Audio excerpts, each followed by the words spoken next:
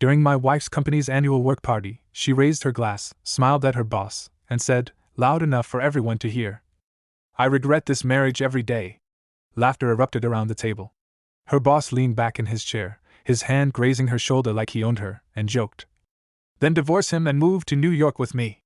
You'd finally be appreciated." The laughter got louder. My wife blushed, not out of shame, but delight. She was enjoying the attention. And that's when I smiled, stood up, and replied, "I do too, that's why we're breaking up."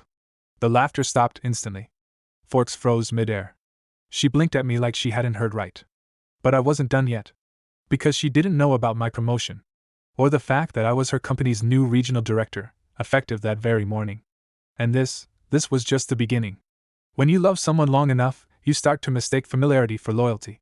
I met my wife 9 years ago, a driven, ambitious woman with a spark I admired. We both worked in corporate. I was in finance, she was in marketing. We were the couple people described as power partners. We climbed together, late nights, tight budgets, endless caffeine. But somewhere between promotions, new apartments, and six-figure salaries, the warmth turned into competition. She wanted to rise faster, shine brighter, and I, naively, wanted to support her. Until I realized support had turned into submission. She began belittling me subtly. "You're too cautious, you don't take enough risks, that's why you're still middle management." She'd say it playfully at home. Then she started saying it at parties. Then she started saying it at work functions, in front of people who knew me. That night was supposed to be her big evening, her boss's birthday. The venue was a rooftop bar overlooking the city, filled with sleek suits, fake laughter, and too much champagne. I came straight from work, my tie still tight, a folder of new contracts in my bag. My promotion had been confirmed that morning, a leap that would change everything. I planned to surprise her after dinner. But the universe, it seemed, had other timing. She looked stunning that night, black dress, red lipstick, hair pinned perfectly. She'd always known how to command a room. Her boss, Martin, was one of those men who thought charisma excused arrogance. Mid-40s, smooth talker, the kind who leaned too close when he spoke. I'd seen the way he looked at her before, and the way she didn't mind it. When the champagne started flowing, so did the egos. Everyone was showing off their recent wins, campaigns, deals, new clients. Then Martin raised his glass and said, "To strong women, and the men who try to keep up." Laughter. My wife leaned in, smirked, and said, "Oh, trust me, mine's still trying." More laughter. And then, the line that split my life in two. "I regret this marriage every day." The words hit harder than I expected. They weren't just cruel, they were deliberate. A punchline meant to humiliate. The room laughed, of course. Martin threw his arm around her shoulder like she belonged to him. "Then leave him, come to New York with me," he said. That's when I felt something inside me snap, not from anger, but clarity. The silence that followed my response, "That's why we're breaking up," was heavier than thunder. Her face turned white. "You're joking, right?" she whispered. I smiled. "You started it." And then I left. I didn't answer her calls that night. Or the next morning. By the time she got home, I'd already packed a few things and moved into a corporate apartment downtown. The truth was, my new position wasn't just a promotion. It was her boss's role. A merger had been finalized 2 weeks earlier, and the entire East Coast division had been restructured. Martin was no longer in charge. I was. And my wife worked under that division. When HR sent out the official memo 2 days later, my phone blew up. Old colleagues, old rivals, everyone congratulating me. But the only message that mattered came from her. "Can we talk?" I didn't reply. A few days later, she showed up at my new office unannounced. Her tone was casual, desperate beneath the surface. "Can we go somewhere private?" I gestured to the chair. "This is private enough." Her eyes darted around the glass walls. "You embarrassed me that night. You didn't have to." I cut her off. "Embarrass you? You joked about our marriage to your boss in front of 50 people. She leaned forward, whispering, "You know how office humor works. It was just banter." "Funny," I said. "Didn't sound like banter when he told you to move to New York with him." Her lips tightened. "You're overreacting." "No," I said quietly. "You're underestimating." I didn't plan revenge immediately. Revenge, when done right, is patient. It requires precision, not passion. She thought she could charm her way through the situation. She started sending friendly texts, liking my posts, even dropping by my office with coffee, pretending we were still some power couple going through a rough patch. What she didn't know was that her division was under review, and I now had the authority to decide which departments would be retained after restructuring.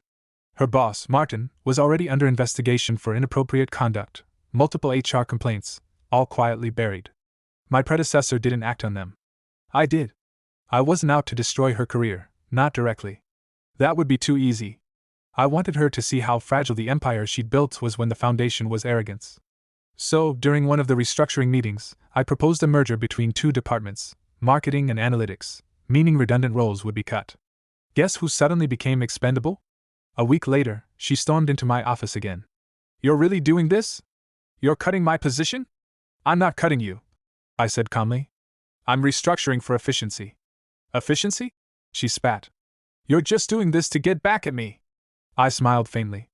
"If it makes you feel better, call it that." Her hands trembled. "I made one stupid joke, and now you're ruining my life?" "One joke?" I repeated. "No. This isn't about a joke. This is about the months of humiliation you dished out because you thought you'd never face consequences." Her eyes watered, but it wasn't guilt. It was fear. Fear of losing her image. Her control. "I loved you," she whispered. "No," I said softly. "You loved winning."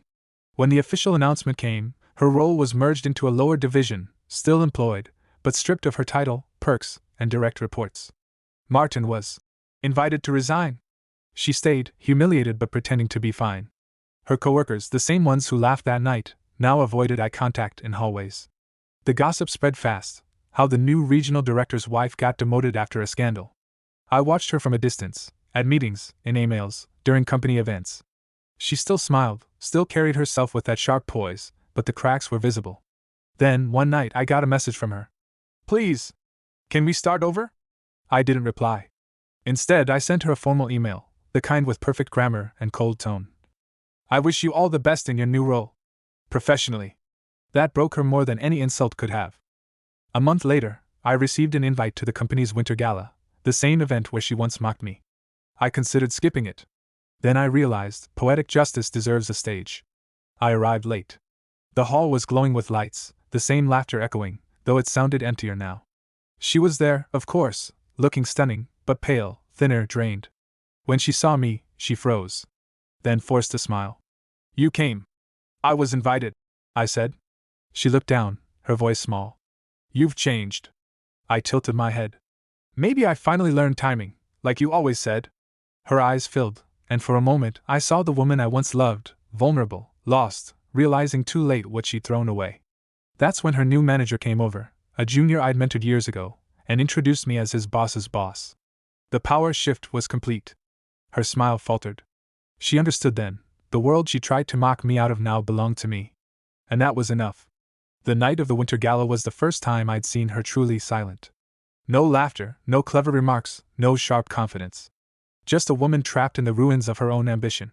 When I left that event, I didn't feel triumphant. I felt hollow. Because revenge doesn't feel like fire. It feels like ash. Still, it wasn't over yet. The board wanted me to oversee the upcoming expansion, and with it came relocations. New York was becoming the central hub, and several teams were being reassigned. Her name was on one of those lists. Ironically, she was being transferred to the same city her boss once told her to run away to. Only this time, she'd be going alone, demoted, stripped of prestige, and reporting to someone who used to intern under her. Fate had a sense of humor. A week before her transfer, she reached out again. "Can we meet?" "Just once. No office, no emails. Just us." Against my better judgment, I agreed. We met at a quiet coffee shop near Central Park, the kind of place we used to go to back when things were simpler. She arrived early. I noticed how she fidgeted with her scarf, how her eyes darted toward the door every time it opened. She was nervous, not the confident woman I married, but someone trying to hold herself together. When I sat down, she smiled weakly. "You look good," she said. "Better than before." "Promotion stress suits me, I guess," I replied dryly. She flinched but didn't retaliate. "I deserve that." For a moment neither of us spoke. The hum of the city outside filled the silence. Then she said, "I've been doing a lot of thinking. About us. About what I said that night." I waited. "I was stupid," she continued. "Arrogant. I thought mocking you would make me look strong. I thought if I looked like I was winning, I wouldn't feel like I was losing you." Her voice cracked at the last line. It should have felt good, hearing her admit it. But all I felt was exhaustion. "You didn't just mock me," I said quietly. You made a joke out of our marriage. Out of everything we built. Tears welled in her eyes. I know. And I'll never forgive myself for it. I took a slow sip of coffee. I already did. She looked up, confused. You did? Yes, I said. Because forgiving you isn't for you. It's for me. For a long moment, she just stared at me. Then, almost in a whisper, does that mean there's still a chance for us? I met her gaze. No. Her lip trembled. You don't mean that. I do, I said. You taught me something important, that sometimes people love what you can give them, not who you are. And I'm done being someone's stepping stone. Her tears finally fell, silent and unrestrained. I never wanted to lose you, she said. You didn't lose me, I replied. You threw me away. I thought that would be the end of it. But endings have a strange way of circling back. 2 weeks after she transferred to New York, I was scheduled to visit for a high-level audit. The company had rented out a luxury downtown hotel for meetings and events, and ironically, her new department was responsible for the logistics. When I walked into the boardroom, she was there, sitting quietly at the far end, scribbling notes. The look on her face when she saw me was pure disbelief. I smiled politely. Good morning, everyone. She looked down, avoiding my eyes. I treated her like any other employee, professional, detached, courteous. Every question went through her manager. Every compliment skipped her name. By the end of the day, she approached me in the corridor. Can we talk? She asked softly. I didn't even turn to face her. We already did. Her voice broke. You don't understand what it's like here. They all know. They talk behind my back. I can't even walk into the break room without hearing whispers. Welcome to what humiliation feels like, I said coldly. You handed it to me once. Consider it returned. Her composure shattered. You've made your point. You've won. What more do you want from me? I finally looked at her. Nothing. That's the point. A month later, HR contacted me. She had submitted a transfer request, out of the company entirely. The reason listed: personal conflict, workplace stress. It was approved immediately. But before she left, she sent me one final email. You'll probably never read this, but I need to say it anyway. I used to think success meant having the upper hand, the title, the control, the last word. Now I understand success is peace. And you found it, even if it's not with me. I hope one day I can too. I didn't respond. But I saved it.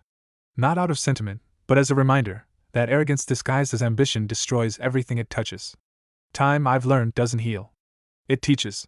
A year after the gala, I was standing in the same rooftop bar, this time as the keynote speaker for the company's new leadership summit.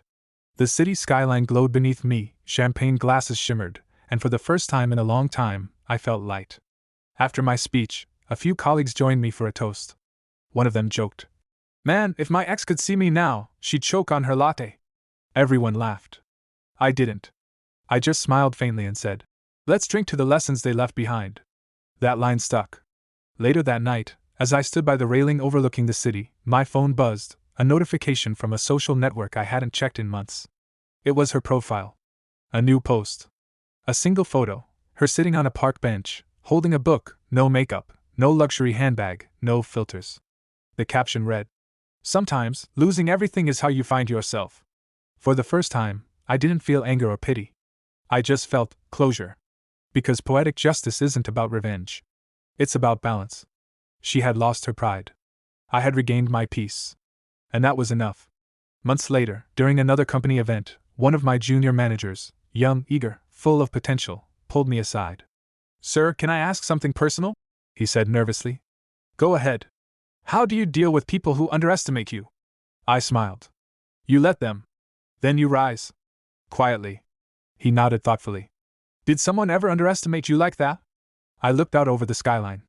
"Once. But she gave me the best advice I never asked for." "What was that?" I lifted my glass slightly, echoing words from a lifetime ago. "I regret that marriage every day." He looked confused. I smirked. "Because it taught me exactly who I needed to become." And with that, I took a slow sip, letting the city lights reflect off the glass, a silent toast to the past, to lessons learned, to the strange, satisfying symmetry of life. If you asked me today whether I'd change what happened, I'd say no. Because sometimes revenge isn't about destroying someone else. It's about rebuilding yourself so completely that they no longer recognize the person they once tried to break. She once joked that I was too cautious, too predictable, too small. Now I'm running the company she used to worship. And she's learning to live without the applause. There's poetry in that. Not loud. Not cruel. Just quiet, inevitable justice. So if you ever find yourself humiliated by someone you love, don't rush to get even. Get better. Success, when silent, screams louder than any insult ever could. That night at the gala, when I raised my glass and said, "That's why we're breaking up," I thought I was ending something. But in truth, I was beginning. Because sometimes, the most satisfying revenge isn't fire. It's evolution.